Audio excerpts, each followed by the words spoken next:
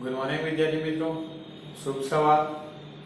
આજે વિદ્યાર્થી મિત્રો એકાઉન્ટની અંદર જે આપણે ચેપ્ટર નંબર 1 શેરમૂડીના હિસાબો જોઈ રહ્યા છે એની અંદર એક નવો કન્ટેન્ટ શીખવાનો છે અને આજનો જે નવો કન્ટેન્ટ એટલે કે મુદ્દો છે એનો દાખલો પણ આજે એની અંદર જ આ વિડિયોની અંદર જ જોવાનો છે અને ખાસ ઇમ્પોર્ટન્ટ પ્રશ્ન છે આ તમારો જે નવો મુદ્દો જોઈશું આપણે મળવાના બાકી હપ્તા। એ પહેલા વિદ્યાર્થી મિત્રો આપણે છેલ્લે જે શીખી ગયા લાસ્ટ વિડિયોની અંદર એની વાત કરી નાખું તો છેલ્લે આપણે શેરમૂડીના હિસાબોનો એક દાખલો જોયો, સ્વાધ્યાયનો દાખલો, દાખલા નંબર 5। એ દાખલો બહુ સરળ હતો, બેઝિક આમનોંધોનો જ દાખલો હતો।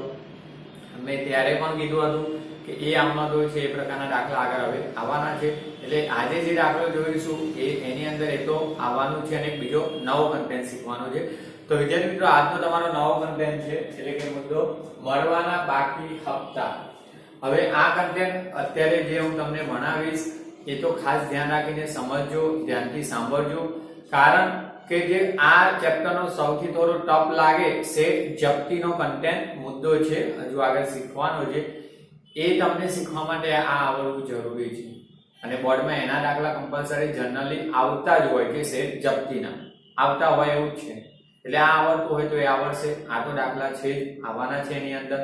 જોઈએ હવે મિત્રો મળવાના બાકી હપ્તા। તો મળવાના બાકી હપ્તા કોને કહેવાય? હપ્તો તો તમને અગાઉ પણ કીધું કે કંપની જે શેર હોલ્ડરો અરજી કરે છે, શેર મંજૂર કરે, મંજૂર કર્યા પછી શેર મંજૂરી વખતે મંગાવે, કોઈ 2 અથવા 3 હપ્તામાં રકમ મંગાવે। તો વિદ્યાર્થી મિત્રો મળવાના બાકી હપ્તાની વાત કરું છું તો કંપની જ્યારે શેર હોલ્ડરોને જે શેર અરજીઓ કરી હોય શેર હોલ્ડરોએ એ શેર હોલ્ડરોની અરજીઓ મંજૂર કરે છે અને મંજૂર કર્યા પછી અરજી સાથે જે નાણાં મંગાવ્યા છે એ તો અરજી સાથે ભરાઈ જાય, પછી શેર મંજૂર કરે અને મંજૂર કર્યા પછી કંપની શેર અરજદારો પાસે શેર મંજૂરી માનો કે આ મહિનાની શરૂઆતમાં શેર મંજૂરીમાં 2 રૂપિયા કે 3 રૂપિયા શેરી મંગાવ્યા હોય 10 માંથી એક્ઝામ્પલ, હવે એ મંગાવે અને એ 10 દિવસ કે 15 દિવસના સમયમાં શેર હોલ્ડરે ભરવાના હોય એવો સમય આપ્યો હોય। હવે કોઈ અરજદાર જે 15 દિવસના અંતે આ શેર અરજીના નાણાં ભરી દેવાના હોય સમયસર ભરતો ન હોય તો જે તે શેર અરજદારો પાસેથી શેર મંજૂરીની રકમ મળી ન હોય તો એ મળવાનો બાકી હપ્તો કહેવાય।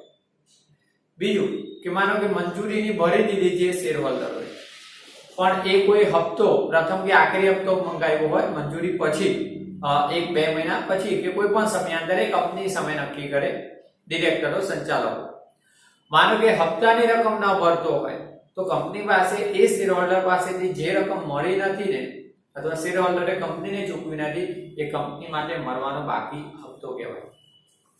તો જુઓ કંપની એક્ઝામ્પલ એક જાણકારી માટે 10 રૂપિયાનો શેર દીઠ કોઈ શેર બહાર પાડ્યા હોય 10 રૂપિયાનો એક એવા શેર દીઠ, તો આ 10 રૂપિયા કંપની અરજી વખતે 3, એક્ઝામ્પલ મંજૂરી વખતે 3 અને આખરી હપ્તો 4 રૂપિયા મંગાવે છે, એટલે 3, 6 ને 4 10 રૂપિયા મંગાવ્યા। હવે માનો કે આપણા જેવા અરજદારોએ અરજી કરી છે, કોઈએ 500 શેર માટે, કોઈએ 2000 શેર માટે, કોઈએ 3000 શેર માટે, મેં શેરની સંખ્યા લખી નથી, આ એક્ઝામ્પલ। હવે એ બધા શેર અરજદારો પાસે જ્યારે અરજી કરે છે ત્યારે અરજી વખતે 3 રૂપિયા મંગાવ્યા, માનો કે બધા જ અરજદારોના શેર મંજૂર કરી દીધા, અરજીઓ જે આવી છે મંજૂર એટલે એમને ફાળવી દીધા। હવે પ્રશ્ન છે કે કંપની સમયાંતરે 1, 2, 3, 4 મહિના પછી મંજૂરીની રકમ મંગાવશે અને એના અમુક સમયાંતરે હપ્તાની રકમ મંગાવશે, હપ્તા 1 અથવા 2 અથવા 3 પણ હોઈ શકે। ઓકે, હવે મિત્રો શેર અરજદારો જે મંજૂરી અને હપ્તાની રકમ મંગાવી હોય તો કોઈ મંજૂરીની રકમ અથવા આખરી હપ્તાની રકમ ન ભરે સમયાંતરે જે સમય આપ્યો ને ભરવાનો એ સમયાંતરે એમના ધારણ કરેલા શેર ઉપર માનો કે 1000 શેર ધારણ કર્યા હોય, આપણે એક્ઝામ્પલ તરીકે લઈએ છીએ, કોઈ શેર હોલ્ડરે 1000 શેર ધારણ કર્યા છે, હવે એ શેર હોલ્ડરે 1000 શેર પર 3 રૂપિયા નથી ભર્યા તો કંપની માટે મળવાનો બાકી હપ્તો કહેવાય। 1000 શેર ગુણ્યા 3 એટલે 3000 રૂપિયા મળવાની બાકી હપ્તાની રકમ બનશે। માનો કે એને મંજૂરી ભરી હોય અને હપ્તો નથી ભરતો સમયાંતરે તો કંપની માટે આ જે 1000 શેર પર 4 રૂપિયા લેખે જે 4000 થાય એ મળવાના બાકી હપ્તા અને રકમ એ મળવાના બાકી હપ્તાની રકમ કહેવાશે। જોઈએ એની અસરો કેવી રીતના આપણે એ પણ જોઈશું। તો જો વિદ્યાર્થી મિત્રો આની વ્યાખ્યા છે, ડેફિનેશન બહુ સરળ છે. જ્યારે કંપની શેર હોલ્ડર્સ પાસેથી શેર મંજૂરી રાઈટ કે હપ્તાની રકમ મંગાવે ત્યારે અને સમયાંતરે મંગાવે છે, મંજૂર કર્યા પછી અરજીની રકમ મંજૂર કરે પછી મંજૂરી અને હપ્તા મંગાવે ત્યારે જો કોઈ શેર હોલ્ડર જેને શેર ધારણ કર્યા છે તે વ્યક્તિ શેર હોલ્ડર તે રકમ સમયસર ચૂકવે નહીં ત્યારે આ નહીં ચૂકવેલ રકમને મરવાના બાકી હપ્તા કહેવાય. સમયસર હપ્તાની રકમ ન ચૂકવે તો નહીં ચૂકવેલ એને ધારણ કરેલા શેર અને શેર પર જે રકમ હપ્તાની નથી ચૂકવતો ને એ નહીં ચૂકવેલ રકમ છે એને મરવાના બાકી હપ્તા. અને આ 1000 શેર હોલ્ડર સિવાયના બાકીના શેર હોલ્ડરો હોય, કોઈ 2000, 3500, કોઈ 100 શેર ધારણ કરે, એ બધા કંપનીની રકમ ભરી રહેશે તો એ કંપનીને મળી જશે હપ્તાની રકમ. અને આ જે શેર હોલ્ડર પાસેથી નથી મળી ને એ જ મરવાના બાકી હપ્તા કહેવાશે. હવે વિદ્યાર્થી મિત્રો ખાસ મહત્વનો પ્રશ્ન કે આ સંજોગોમાં એટલે કે મરવાના બાકી હપ્તા જ્યારે આવતા હોય, મરવાના બાકી હપ્તા ઉદ્ભવે, આવી પરિસ્થિતિ થાય તો એ પરિસ્થિતિમાં કેવી રીતના ચોપડે અસરો અપાય, કંપનીના ચોપડે કેવી રીતના એની અસર દર્શાવી, એ બે રીત છે. જોઈએ આ સંજોગોમાં મરવાના બાકી હપ્તા અંગે બે રીતે હિસાબી અસરો આપી શકાય. એટલે કે ચોપડે બે રીતના એની નોંધ કરી શકાય, કોઈ પણ એક રીતે કરી શકો અને બંનેનું અર્થઘટન સાચું થાય. આ બે રીતો આપી છે, બંને રીતે ચોપડે દર્શાવો, નોંધ કરો તો અર્થઘટન એક સરખું જ થાય છે, એમાંથી હિસાબોમાં કોઈ ફરક નથી પડતો. જોઈએ તો પહેલું મરવાના બાકી હપ્તા ખાતું ઊભું કર્યા વિના, એટલે કે જે આ મેં કીધું કે કોઈ શેર હોલ્ડર પાસેથી રકમ મળતી નથી જો કંપની માટે મરવાના બાકી હપ્તા કહેવાશે. હવે મરવાના બાકી હપ્તા જે છે એ ચોપડે દર્શાવવાના નથી, એટલે કે ખાતું ચોપડે ઊભું કરવાનું નથી અને ચોપડે નોંધ કરવી શકાય. તો કેવી રીતના? તો આ પ્રકારની પરિસ્થિતિમાં કેવું હોય છે, પહેલા એ કહી નાખું ઊભું કર્યા વિના છે અને બીજું છે મરવાના બાકી હપ્તા ખાતું ઊભું કરવામાં આવે ત્યારે. રાઈટ, ચોપડે મરવાના બાકી હપ્તા ખાતું ચોપડે દર્શાવવામાં આવે.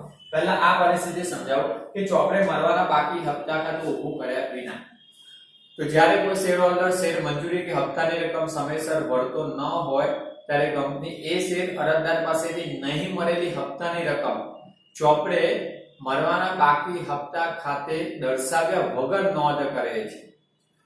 ત્યારે શું કરે છે કે જે શેર પર મંજૂરી અને હપ્તા રકમ મળી ગઈ છે એ રકમ બેંક ખાતે ઉધારાય અને મરવાના બાકી હપ્તાની રકમ ચોપડે દર્શાવવામાં આવતી નથી, ખાલી મળેલ રકમ જ દર્શાવાય.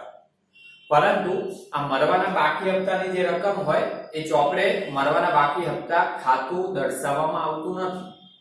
રાઈટ, પણ એ મરવાના બાકી હપ્તા ખાતે ઉધાર રહેશે રકમ 1000 ગુણ્યા 3 તો 3000 એ મરવાના બાકી હપ્તા ખાતે ઉધાર રહેશે પણ ચોપડે દર્શાવવાના નથી. પણ ભવિષ્યમાં એ શેર હોલ્ડર આ મંજૂરીની રકમ એક્ઝામ્પલ ભરી દેશે મરવાના બાકી હપ્તાને, ત્યારે મરવાના બાકી હપ્તા ખાતું આપોઆપ શું થઈ જાય? જમા. રાઈટ, પણ આ સંજોગોમાં યાદ રાખવાનું કે ચોપડે નોંધ થતી નથી, એટલે કે ચોપડે મરવાના બાકી હપ્તા ખાતું ઉધાર કરીને દર્શાવવામાં આવતું નથી. ખાલી શેર હોલ્ડરો પાસેથી જે તે હપ્તાની રકમ મળી હોય ને એ જ રકમ બેંક ખાતે ઉધાર હશે. રાઈટ, અને બીજી પદ્ધતિ છે, બીજી છે મરવાના બાકી હપ્તા ખાતું ઊભું કરવામાં આવે ત્યારે. તો બસ એના એ જ અર્થઘટન. માનો કે મેં કીધું કે મંજૂરી કે આખરી હપ્તાની રકમ કોઈ શેર હોલ્ડર ભરતો નથી તો એ જે નથી ભરેલી રકમ એ મરવાના બાકી હપ્તા ખાતે ઉધાર કરીને ચોપડે દર્શાવવામાં આવશે.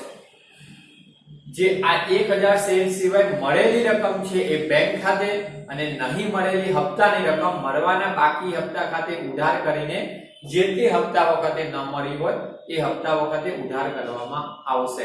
એનો મતલબ કે ચોપડે મરવાના બાકી હપ્તા ખાતે રકમ ઉધાર કરીને દર્શાવવામાં આવશે. અને ભવિષ્યમાં કોઈ શેર હોલ્ડર એ રકમ હપ્તાની ભરી દે કંપનીને તો બસ મરવાના બાકી હપ્તા ખાતું જમા કરો એટલે ચોપડેથી મરવાના બાકી હપ્તા ખાતું ક્લોઝ થઈ જાય. ઓકે, તો આ બંને સંજોગોમાં ફરક કોઈ નથી. અહીંયા ખાલી ચોપડે દર્શાવવાનું નથી, એ રકમ ઉધાર આપોઆપ રહેશે અને જ્યારે મળી જાય ત્યારે આપોઆપ ક્લોઝ થાય. જ્યારે આની અંદર કેવું છે, ચોપડે ઉધાર કરવામાં પણ આવે છે, દર્શાવવામાં આવે અને મળે ત્યારે ચોપડે જમા પણ કરવામાં આવે મરવાના બાકી હપ્તા. રાઈટ, તો આ બંને સહેમત છે, તમે કોઈ પણ રીતે દર્શાવી શકો. આપણે વિદ્યાર્થી મિત્રો આ પદ્ધતિનો ઉપયોગ કરીશું મરવાના બાકી હપ્તા ખાતું જો આપણે ઉધાર કરીને દર્શાવીશું કારણ એનું કહી નાખું કે તમને પરફેક્ટલી ખ્યાલ આવે કે કેટલી રકમ મળી છે બેંક ખાતે લખાય એ હું આગળ કહીશ દાખલામાં અને કેટલી રકમ નથી મળી મરવાના બાકી હપ્તા ખાતે આપણે લખી છે ઓકે કોઈ પણ રીતે દર્શાવો સાચો જ આન્સર ગણાશે એમાં કોઈ ખોટું આપતા નથી પેપર ચેક કરો રાઈટ બીજી વિદ્યાર્થી મિત્રો નોંધો છે હવે ચોપડીની અંદર આના કન્ટેન્ટમાં 3 નોંધો છે પણ મેં બે અહીંયા ઉતારી છે જે આઈએમપી છે આઈએમપી એટલે તમારે દાખલાની અંદર આ યાદ રાખવાની નથી પણ હા કોલેજમાં એક યાદ રાખવાનું પણ તમને આ અસરોના વ્યાજની અસરો આવતી નથી પણ આપણે આ દાખલા માટે નથી આપણે બે ગુણના જે વિકલ્પ વિભાગ A ની અંદર જે વિકલ્પ આવે ને વિભાગ B ની અંદર એક ગુણનો પ્રશ્ન આવે ને તો આ એક ગુણ માટે છે અને પૂછાયેલી છે આ બોર્ડની અંદર આવેલા પ્રશ્નો છે ભૂતકાળના પેપરો હતા નવા સિલેબસ જે આવ્યો એ પહેલા તો એમાં પણ હતો આ પ્રશ્ન તો જોઈએ વિદ્યાર્થી નોંધોની અંદર પહેલી નોંધ છે બાકી હપ્તાની રકમ એટલે જે મરવાના બાકી હપ્તા છે એ બાકી હપ્તાની રકમ પર વાર્ષિક હિસાબો બનાવતી વખતે વસૂલ થયેલ ન હોય તો બાકી હપ્તાની રકમ મંગાવેલી શેરમૂડીમાંથી બાદ કરીને દર્શાવવામાં આવશે રિમાઇન્ડ જે મરવાના બાકી હપ્તા હોય એ મરવાના બાકી હપ્તા માનો કે ચોપડે ઊભો કરીને દર્શાવાયો અથવા ન દર્શાવ્યા હોય પણ મરવાના બાકી હપ્તાની જેટલી રકમ છે ને એ રકમ કંપનીના વાર્ષિક હિસાબો વર્ષના અંતે તૈયાર થાય પણ માનો કે એ હિસાબી સમયગાળામાં મળી જાય તો કોઈ પ્રશ્ન નથી પણ વાર્ષિક હિસાબો હવે યાદ રાખજો ભાગીદારીના વાર્ષિક હિસાબોની વાત નથી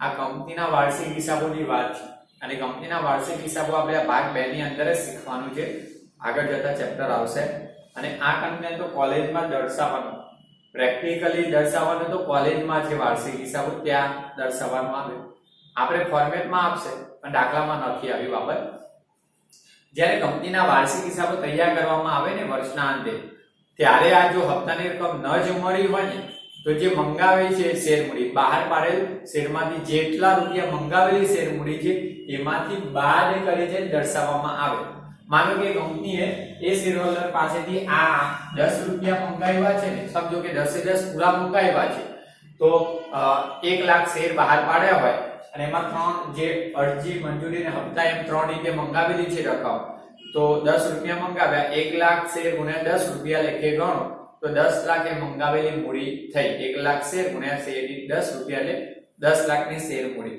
હવે એમાંથી એક શેર હોલ્ડર 1000 શેર ધારણ કરે છે એને માનો કે મંજૂરી અને હપ્તાની રકમ એટલે 3 ને 7 રૂપિયા ભર્યા નથી તો 1000 શેર ગુણ્યા 7 એટલે 7000 રૂપિયા એની પાસેથી મળતા નથી તો મંગાવેલી મૂડી 10 લાખમાંથી આ 7000 બાદ કરીને ચોપડે શેર મૂડી દર્શાવાય ક્લિયર હવે બીજી સૂચના એવી હતી ચોપડીની અંદર કે આ બાકી હપ્તાની રકમ છે ને એની પર આર્ટિકલ ઓફ એસોસિએશન જે આવેદન પત્ર છે એમાં જોગવાઈ હોય ને તો વ્યાજ વસૂલ કરી શકે કારણ કે શેર હોલ્ડર જો સમયસર આ હપ્તાની રકમ ન ભરતો હોય કોઈ પણ એક અથવા બંને મંજૂરી ન ભરે તો હપ્તો ન ભરે અથવા એકલો હપ્તો ન ભરતો હોય તો બાકી હપ્તા પર વ્યાજ વસૂલ કરી શકે આ યાદ રાખજો આર્ટિકલ ઓફ એસોસિએશન માં જોગવાઈ હોય તો મરવાના બાકી હપ્તા પર કંપની વ્યાજ વસૂલ કરી શકે ત્રીજી જે જોગવાઈ છે મેં બીજા નંબરમાં લખી છે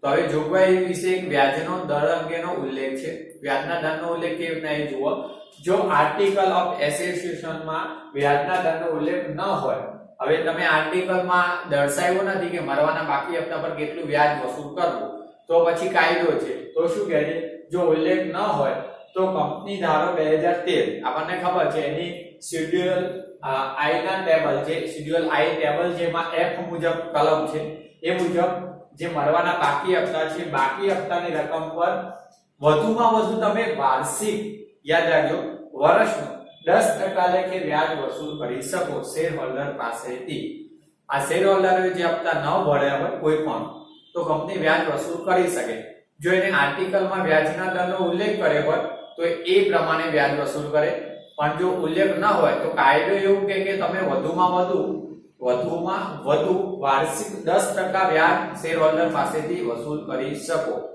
હવે બીજું આ પૂછાયેલો પ્રશ્ન છે ઘણી વખત આવેલો છે વિકલ્પમાં કે મરવાના બાકી હપ્તા પર કંપની ધારા પ્રમાણે કંપની વધુમાં વધુ કેટલા ટકા વ્યાજ વસૂલ કરી શકે તો 10%.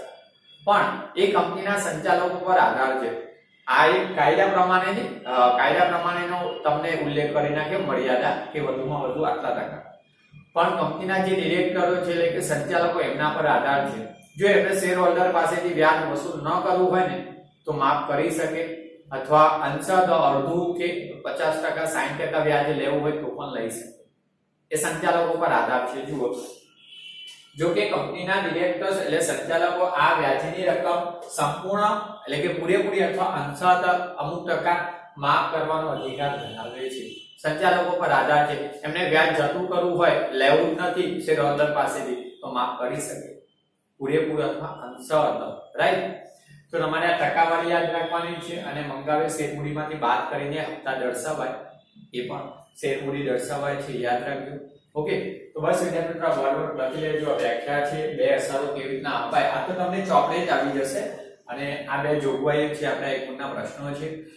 બીજું વિદ્યાર્થી મિત્રો આ થિયરિકલ માટે હતું અને આ બાબતો છે ને કે ચોપડે કેવી રીતના ન થાય એ નવી કોઈ આપનો તો નથી. આપણે જે આપનો તો બેઝિક શીખ્યા એની અંદર જ કરવાની છે. એટલે હું આપનો તો તમને દાખલાની અંદર કરીશ, એમાં જ સમજાવીશ. કોઈ અલગ આપનો તો નથી, આવડી જાય એવી છે. એટલે આપણે દાખલાની અંદર જ મરવાના બાકી હપ્તાને આમનો જ જોઈશું. ઓકે, તો હવે વિદ્યાર્થી મિત્રો આપણે સ્વાધ્યાયનો દાખલા નંબર 6 જે આગળનો છે એ જોઈશું, જે મરવાના બાકી હપ્તાનો. ઓકે.